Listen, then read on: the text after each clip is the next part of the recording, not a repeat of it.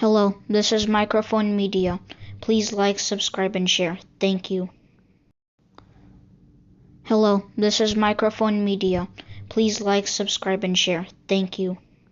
ቻናለፍን ጄኖሳይደሩ የአብይ አህመድ አገዛዝ ግጭቶችን በማባባስ ህልውናውን በጦርነት እያስቀጠለ በመሆኑ እንዲሁም ኢትዮጵያ የመጠፋፋት አዘቅት ውስጥ ተዘፍቃ የመበታተን አደጋ እንዲጋረጥባት በማድረጉ ህዝባዊ ቅቡልነቱ በይፋ አክትሟል ሲሉ የቀድሞ የውጭ ጉዳይ ሚኒስቴር አቶ ገዱ አንዳርጋቸው ተናገሩ።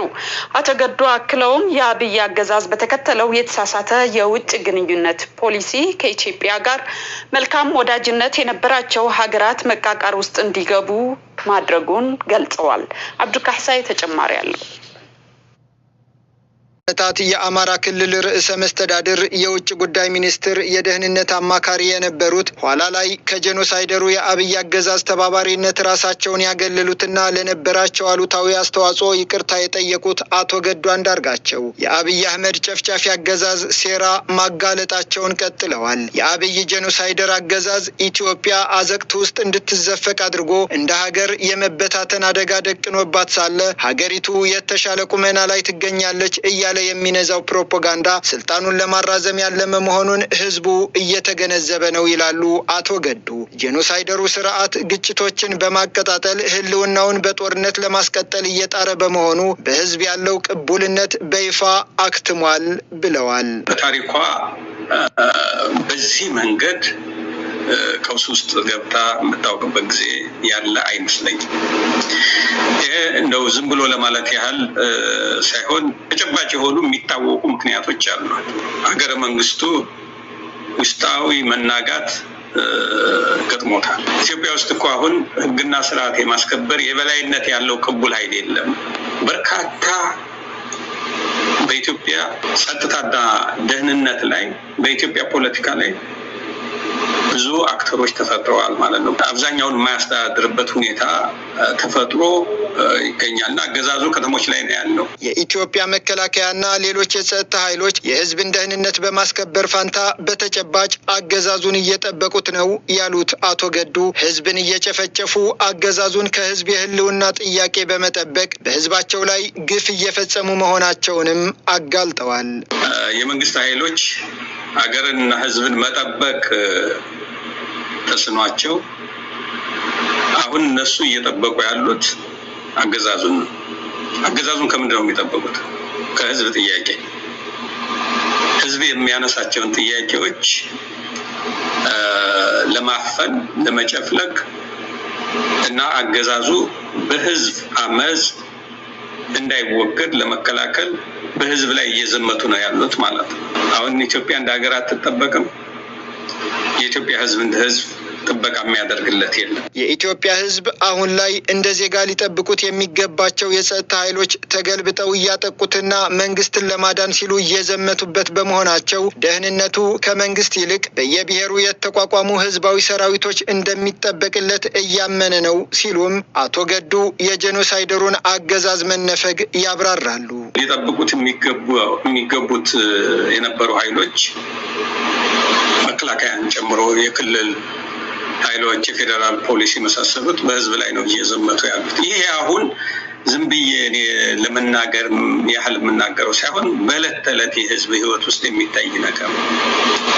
አሁን ህዝብ ደህንነቱን በመንግስት ይጠበቃል ብሎ አያምንም ብቻ ሳይሆን የህዝብ የዕለት ተዕለት የደህንነት ስጋት መንግስት ራሱ ነው። ህዝብ የሚፈራው በአሁኑ ወቅት ደህንነቴ በመንግስት ይታወቃል ብሎ ነው። በሌላ መልኩ በታጣቂዎች ይከበራል የሚል እምነት አሳድሯል ማለት ነው።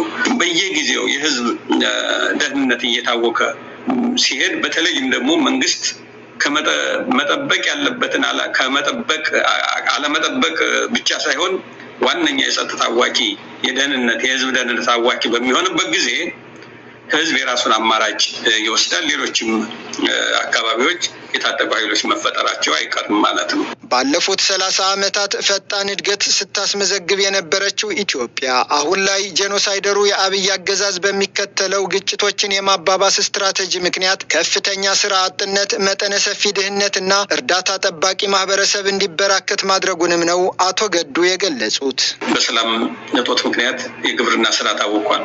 አምራች ኢንዱስትሪዎች ተዘግተዋል። የሚፈጠር የስራ እድል የለም ብቻ ሳይሆን የነበረው የስራ እድል እየታጠፈ ስራ አጡ እየተበራከተ የሄደበት ሁኔታ ነው ያለው። መሰረተ ልማት ውድመት አለ። ከፍተኛ እርዳታ ፈላጊ ህዝብ አለ። በከፍተኛ ሁኔታ ተፈናቅሎ በሚሊዮኖች የሚቀመስ የሌላቸው ወገኖቻችን በብዛት አሉ። እነዚህ ሁሉ ተዳምረው ስንመለከተው የጊዜ ጉዳይ ካልሆነ በስተቀር ታፍኖ የተቀመጠ ቦምብ ነው ማለት ይቻላል። ባለፉት 3 አስርት ዓመታት ኢትዮጵያ ከጎረቤትና ሌሎች ሀገራት ጋር በጋራ ጥቅም ላይ ተመስርታ የገነባቸው የዲፕሎማሲ ግንኙነትና ወዳጅነት በአብይ አገዛዝ መፍረሱን አቶ ገዱ ይገልጻሉ። የአብይ ስርዓት የውስጥ ግጭቶችን በንግግር መፍታት አቅቶት በሱዳን የእርስ በርስ ጦርነት በቀጥታ መሳተፉ እንዲሁም በኤርትራ ሉዓላዊነት ላይ ጣቱን መቀሰሩ በዲፕሎማሲው ዓለም ኢትዮጵያን ለኪሳራ ዳርጓታል። ጎረቤት ሀገራት ሳይቀር አሁን ላይ ለስትራቴጂካዊና ዲፕሎማሲያዊ ግንኙነት ከኢትዮጵያ ይልቅ ግብፅን ተመራጭ አድርገዋል። አቶ ገዱ ይናገራሉ። ቀጠናው ቀውስ ሰለባ መሆኗ ነው። አገዛዙ በተከተለው የተሳሳተ የውጭ ግንኙነት ፖሊሲ ምክንያት ኢትዮጵያ ከጎረቤቶቿ ጋር ተቃቅራለች። ምናልባት እንደሆነ አንድ ነገር እንትብል የኢትዮጵያ መንግስት በውጭ ግንኙነት ፖሊሲው ምክንያት ለግብጽ የሚሰራ ነው የሚመስለው። በእውነቱ ለመናገር ሱዳንን ከኢትዮጵያ ነጥሎ ወደ ግብጽ ላካት። ኤርትራን ለኤርትራ ስጋት በመሆን ከግብጽ ጋር እንድታበር አደረጋ። ሶማሊያን የኢትዮጵያ መንግስት በስጋትነት በቀዳሚ አዋቂነት በመውሰድ ከነሱ የተሻለ ወዳጅ ፍለጋ ለግብጽ የተመቸ ሁኔታ ግብጽ እዛ ጦር ሰፈር ሰራዊቷን እንድታሰማራ እድል የፈጠረበት ሁኔታ ነው ያለው። በዚህ አስከፊ ሁኔታ ላይ ነው ሀገራችን የምትገኘው በእኔ እይታ ማለት ነው።